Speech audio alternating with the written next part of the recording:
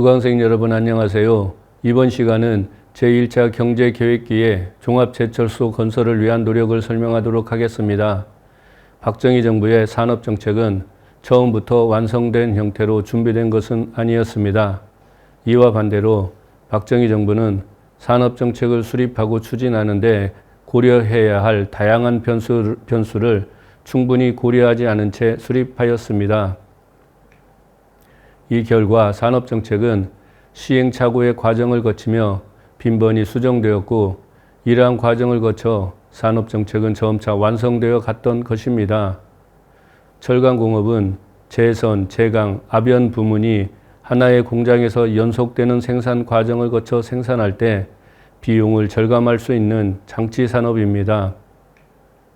설령 제선, 제강, 압연 부문이 각기 독립적으로 운영된다고 하더라도 각 부문이 상호 긴밀히 연결되어 생산과 판매를 유지할 때 비용을 절감할 수 있는 것입니다. 그런데 지난 시간에 살펴본 바와 같이 1950년대 철강공업은 제선, 제강, 압연 부문의 생산이 독립적이고 불균형적으로 이루어지고 있었습니다. 즉, 선철 생산은 제강 부문의 강괴 생산을 따라가지 못했고, 제강의 강괴 생산은 압연 부문의 강제 생산을 따라가지 못했습니다. 이 결과 각 부문의 생산은 다른 부문과의 상호 연계성을 갖지 않은 채 독립적으로 이루어졌던 것입니다. 게다가 더 큰 문제는 제강업체와 압연업체들이 이용했던 고철이 고갈되어 갔다는 점입니다. 1950년대에는 선철 생산이 거의 이루어지지 않았고, 한국 전쟁 중에 발생한 고철이 점차 고갈되어 상당 부분 수입에 의존하고 있었던 상황이었습니다. 1950년대 후반에 일관 제철소를 건설하자는 움직임이 활발하게 일어났던 것은 산기암 문제를 해결하기 위한 것이었습니다. 이 표는 1958년 8월에 상공부가 성안하고 같은 해 10월에 상공부 철강자문위원회의 건의에 의해 재확인된 종합제철공장 건설 계획을 정리한 것입니다. 대한중공업공사 기획팀 직원들이 서울대 공대 윤동석 교수의 자문을 받아 상공부 기계과와 함께 기획했던 것으로 알려진 이 종합제철소 건설 계획안은 한국에서 최초로 나온 일관 제철소 건설 계획안이었습니다.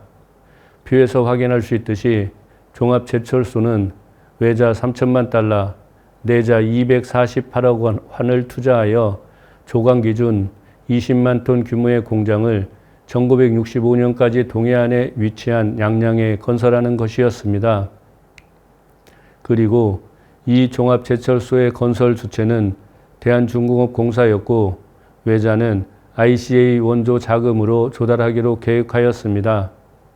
물론 이 계획은 일관 제철소 건설에 참여할 외국 기업이 선정되지 않았을 뿐 아니라 재원 조달처로서 ICA와도 사전 협의가 이루어지지 않아 실현되지는 않았지만, 상공부 관료와 철강업계에서는 철강공업의 발전을 위해서는 일관 제철소 건설이 필요하다는 것을 확인한 사례였습니다.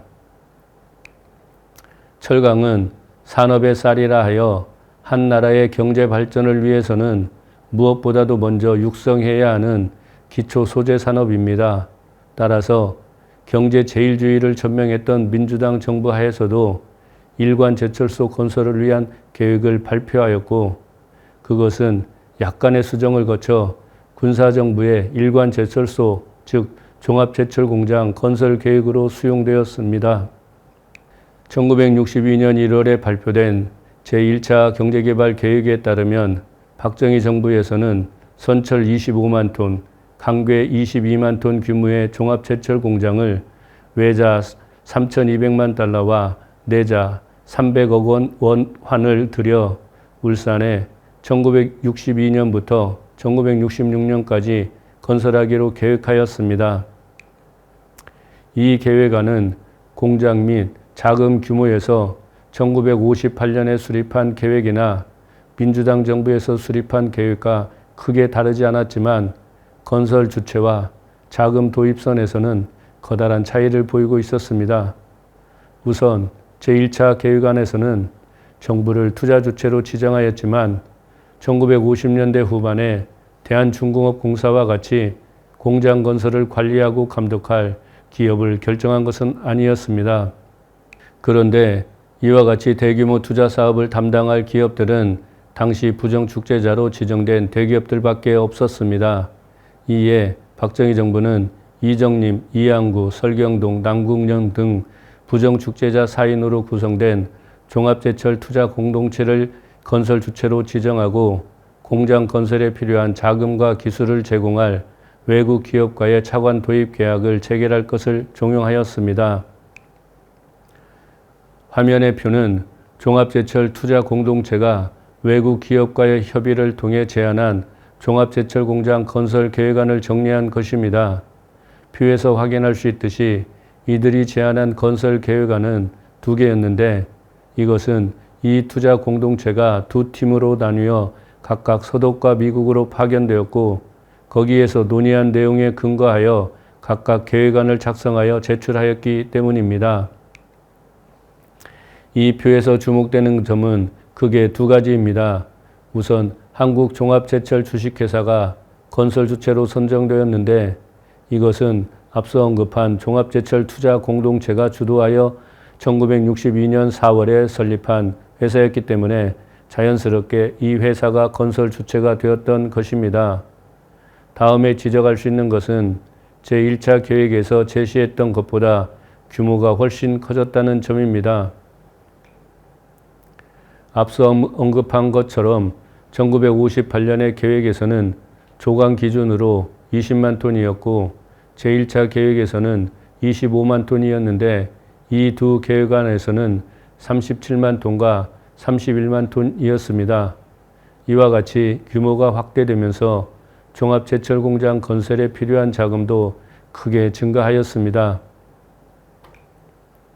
선철 기준으로 25만 톤의 종합제철공장을 건설할 때 필요한 외자액은 3,200만 달러였는데 표에서 확인할 수 있듯이 31만 톤과 37만 톤의 공장을 건설할 때에는 각각 1억 1,800만 달러와 1억 3,600만 달러의 외자가 소요된다고 계획하였던 것입니다.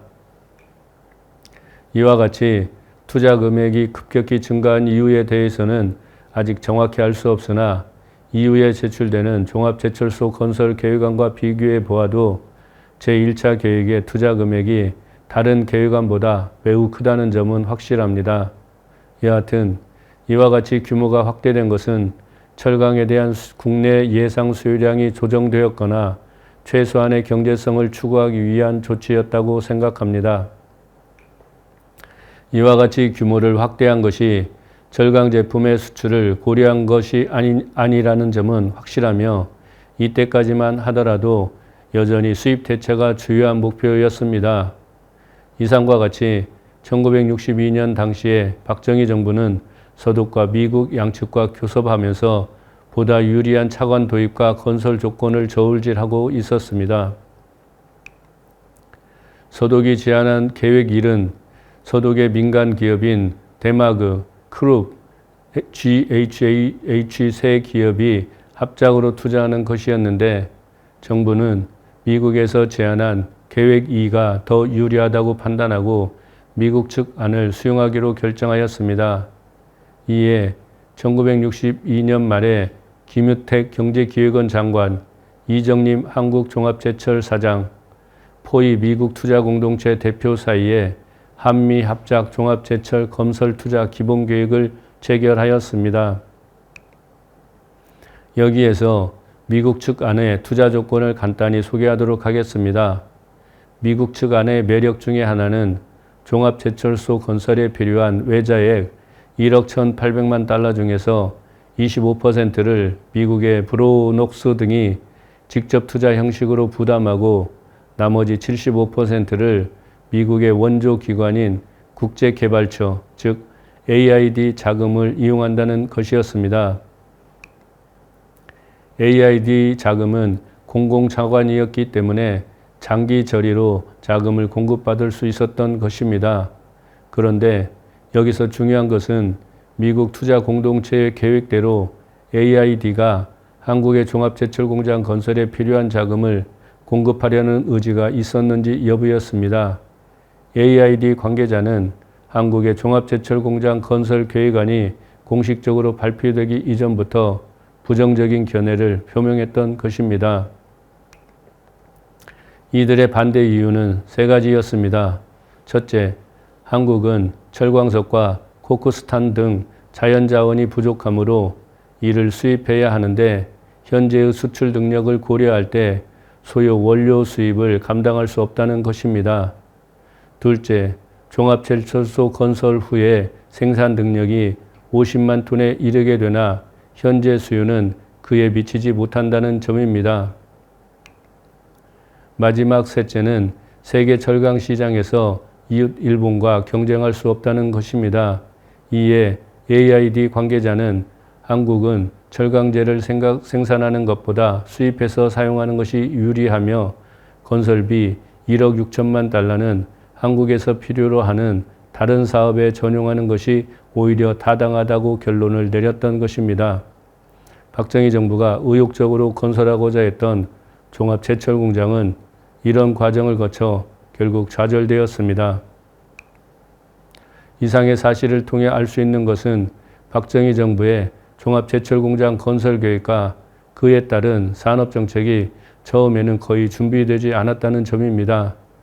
제1차 계획의 종합제철공장 건설 계획은 1958년에 수립되어 민주당 정부로 이어져 온 계획을 거의 그대로 수용하여 채택한 것이었습니다.